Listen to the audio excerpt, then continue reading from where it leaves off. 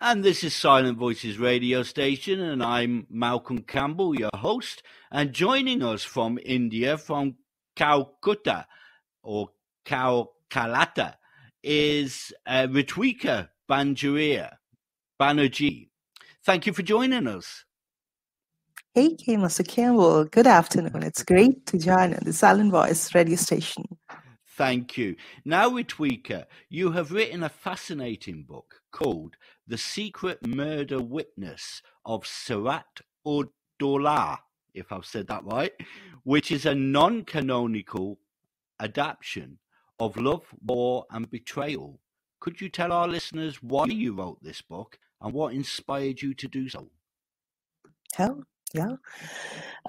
This book, this novel, is a mix of fact and fiction.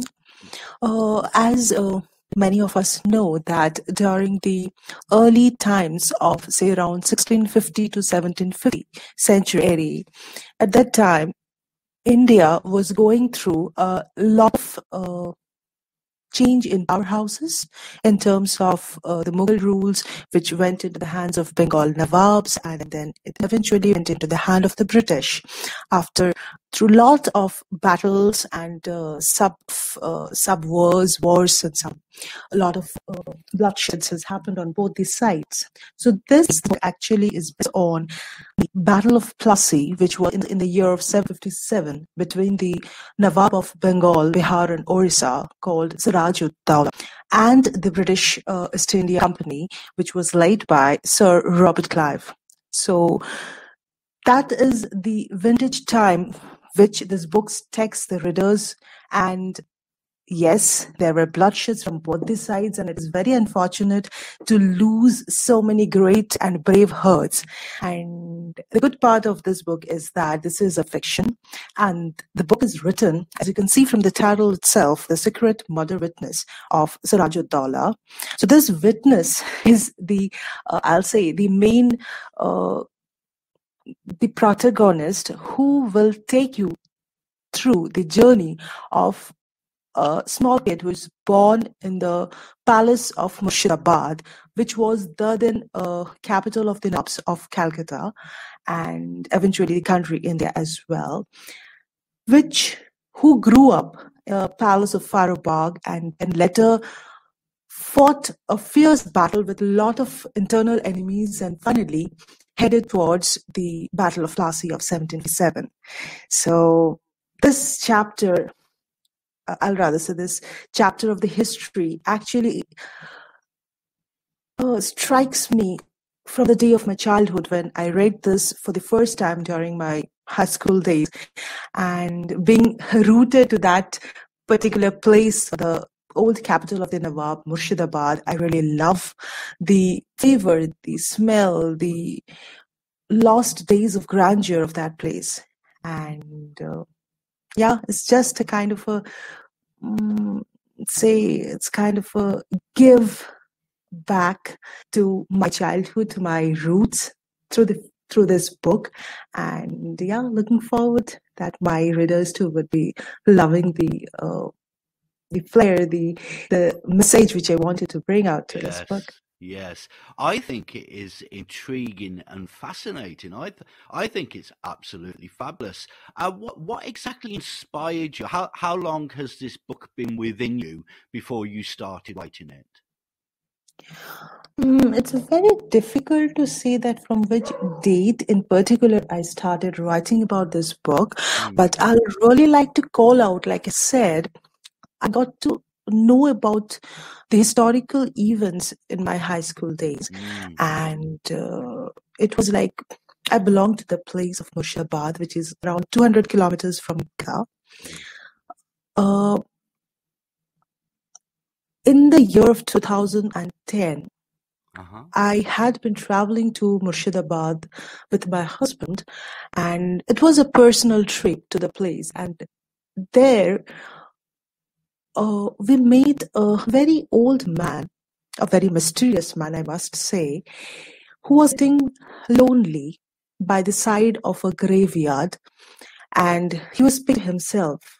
And the language in which he was speaking was mostly Urdu, I'm not an Urdu literate, but yes, due to my love for the language, I understand a little bit of it.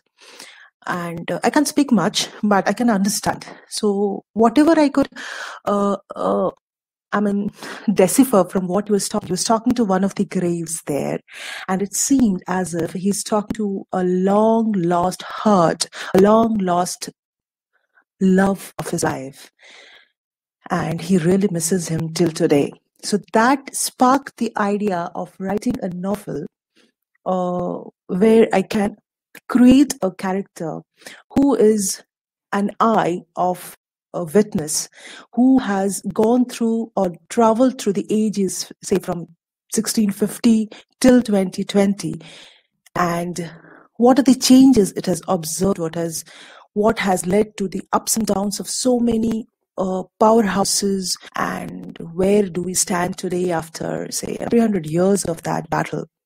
So that is something which actually nerved me a lot. Yeah. And coming to the very objectively, if I want to answer the question, it's like around 10 years of research which has gone through in writing and collecting information about, because it's based on historical events, and centuries ago something has happened, and recreating the past, visiting through the monuments. Like I'll say, rather, I'm just a little lucky here because luck struck me in this way.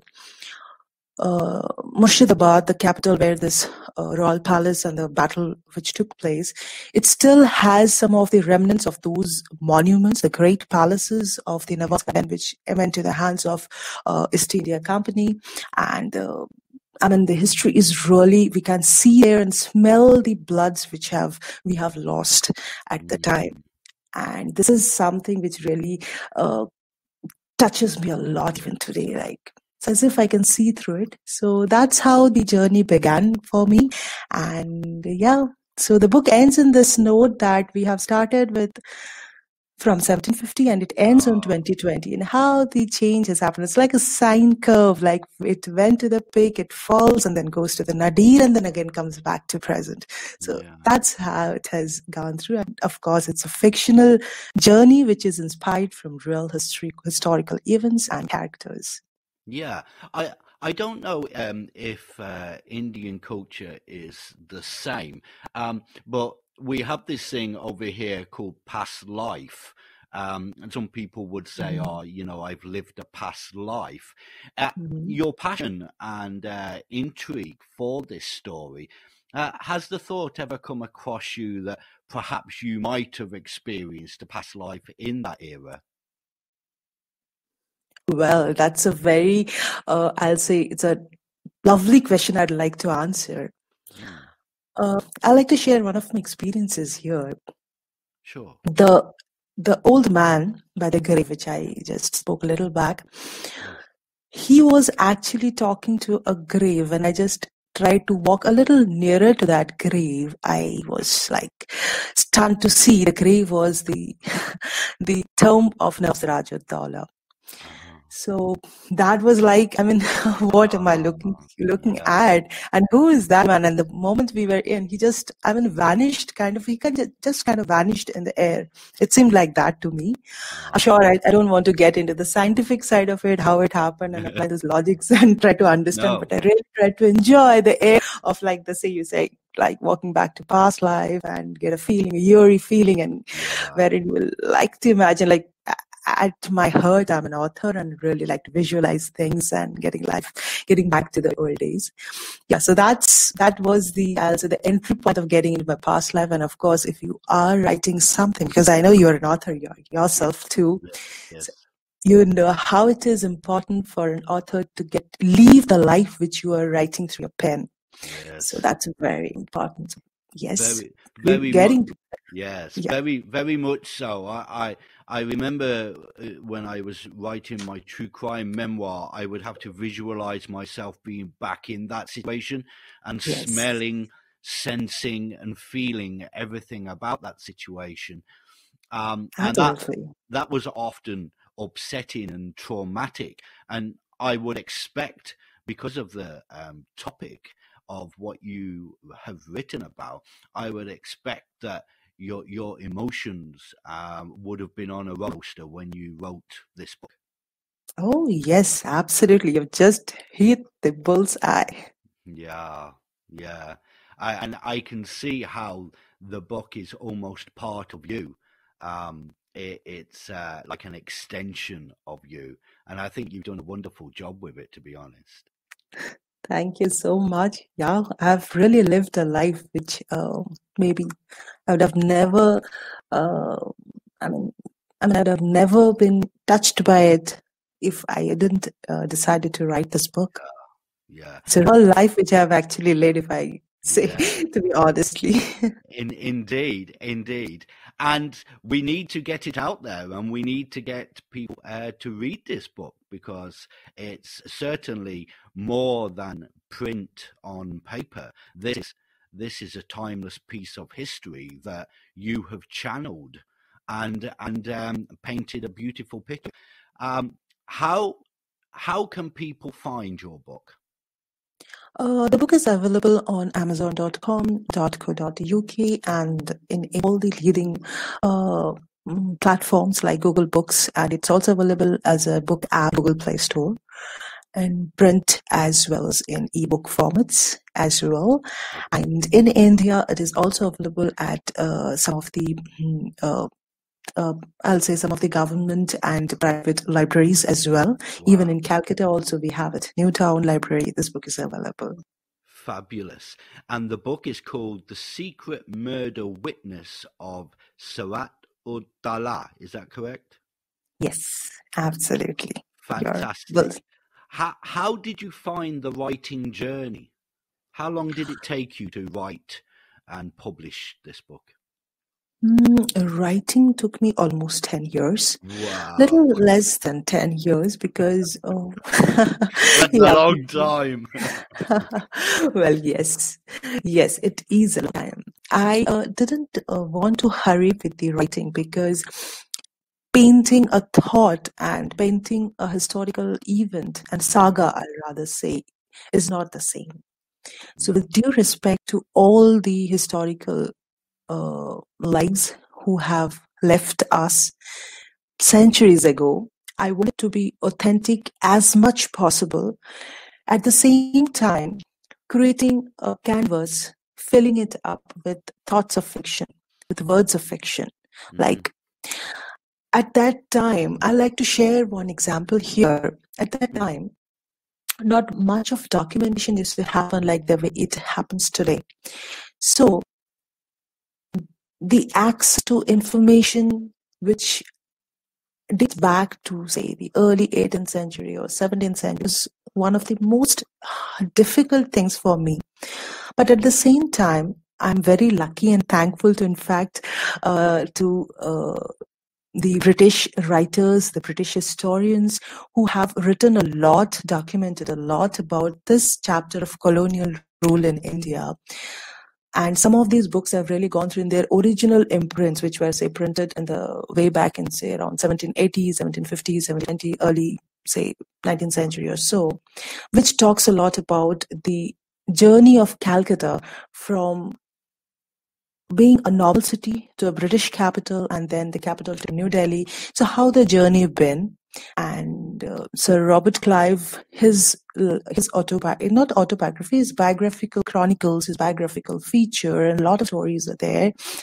Stories are available in form of fiction and non-fiction. So I've read a lot about him, and it was very for me to read those books, and it was easy for me to visualize how my country used to be at that time, how my people were at that time, what were the kind of attires they used to wear, the kind of words they used to use, their way of living, lifestyle, thoughts, and many other cultures and rituals used to get captured, because any book, what I feel like, is like it locks the time when when a book is written.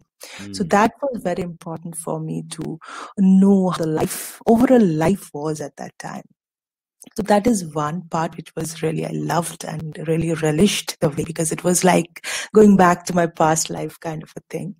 So that is one of the things which I've done in the 10 years of like studies and research and all. And the second thing is I've personally traveled to the place, Murshidabad, where all these things actually happened in reality. And some of the monuments are existent even today. And some of the, only a handful of the monuments have been restored by the Archaeological Survey of India, but unfortunately many have fallen down, and only a few, say, pillars or some bricks are there, still existent. And one of the mysterious gate which still exists today, which is called the Traitor's Gate. I like to call this out here because if you look at the cover page of my book, it portrays a royal gateway, a royal porch, which has two stories.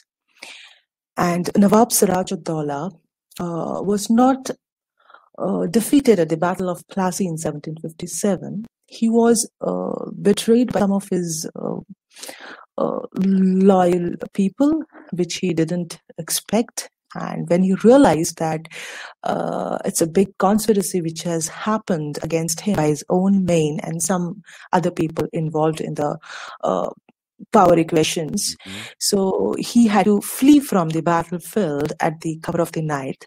And when he was eloping in one of the rooms, I'll not say room, it's a kind of a chamber, it's much shorter, smaller than a room. So in one of the chambers of this gateway, he had taken a hideout, and unluckily he was identified by someone, and he was backstabbed right here in one of the chambers, and by his own men. So that's why it is called, this gate is called the Traitor's Gate, because the Nawab was, stabbed here by his own men. So that's how it's a Traitor's Gate. And this gate still exists. Wow. I don't know why or how is this possible, but yes, the palace which used to be behind this gate, like this was the entry gate of a big palace in Jafarganj, and which was named after Mir Zafar, and who is believed to be one of the leading traitors who fought against the ruling Nawab, and he had joined hands, with no offense meant, but he had joined hands with Sir Robert Clive, and which led to the dethroning of the ruling Nawab Siraj-ud-Dawla. He was only 23 years, a very young, prudent prince rather than a full-grown Nawab, and quite temperamental, as I have read in the documents which have come to. So let's not get into the reasons like why he lost the battle, and was it like, if you would have won the Battle of Plassey, would that have actually helped India or ruined India? I don't know, because a lot of equations have changed after that time. But yes, this book is all about like how it led to the Battle of Plassey, what happened.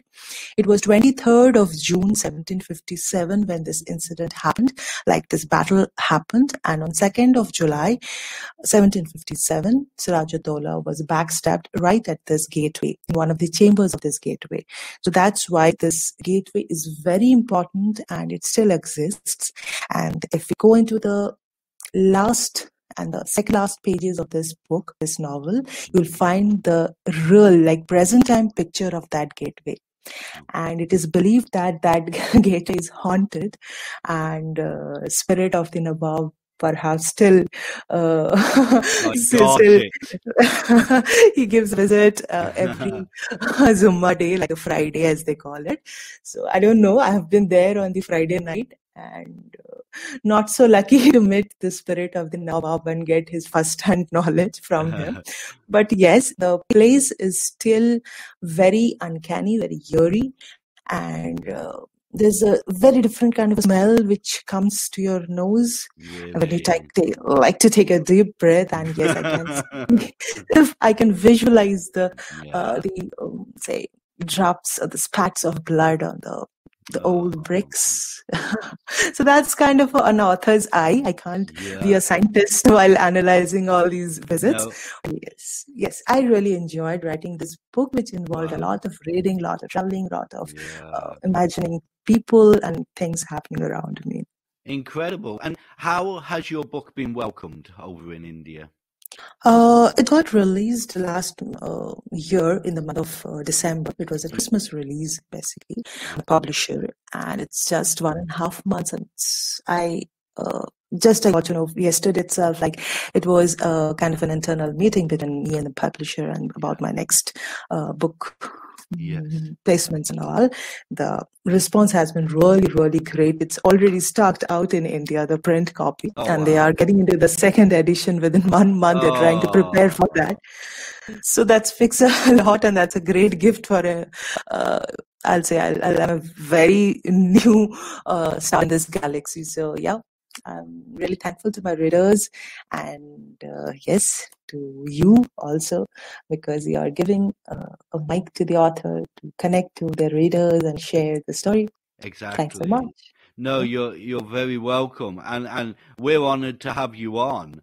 And may I also compliment you, if I may, on your English, because it's absolutely exemplary.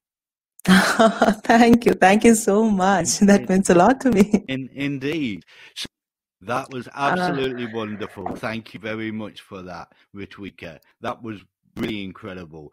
I mean, you've written something that should take prime place on anyone's bookshelf. Your knowledge is phenomenal, and you have no doubt given your heart and spirit into this book, making it more than a book. I mean, it really is a gift of love from you to the reader. I think you've done a great job. My humble thanks to you for liking my work. Thanks a lot. You're very welcome. Means much. And do you have any plans for a next book? Well, yes, I am working on my next book, which will not continuation of this book, rather a sequel in terms of the timeline.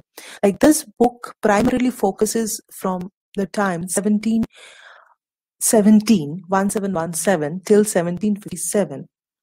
Whereas my next will be like for the next 100 years, 1757 after losing at the Battle of Plassey. What happened? What are the changes that came in, like from 1757 to 1857? So that is the time frame where my next book will be talking of. Of course, it will be a fictional depiction, like it's a non-canonical adaptation of the period, but yes, it will be focusing on, like this book, on history. The first chapter will be, again, I'll be following similar form. Fantastic. And have you started that already? Are you making the outline? Are you speaking to your publisher about that? Ground study has started, and I'm just noting down the key incidents, the key characters from that time, and accordingly I'll be giving, say, next around 3-4 years at least in studying what has happened and how it has shaped up, and then I will have a skeleton of the fictional plot, and I'll start writing. Oh wow! I'll be interested in finding out when that comes out. You'll have to keep us informed. Well, it's been absolutely wonderful talking to you. Thank you for sharing the story about your wonderful book that you brought out, which is more than a book. I mean, I'm blown away by it, to be honest. I wish you all the luck and success for 2021. I look forward to broadcasting this to our viewers. And if our viewers want to buy your book or get in touch with you, can you just remind us how we can do that? Sure. It is available on Amazon.com. It's available on Amazon.co.uk and also in Google Books for book format and Google Play Store for the book app. That's fantastic. And the book title? The title of the book is The Secret Murder Witness of Siraj-ud-Dowla, written by Reetwika Banerjee. Absolutely fantastic. It's been a pleasure having you on. Thank you for joining us. Thank you for sharing your story and your book with our listeners. And here at Silent Voices radio station, I'm Malcolm Campbell, your host, and this has been Reetwika Banerjee. Thanks much, and wish you a very good day and enjoy your day. Thank you, Reetwika.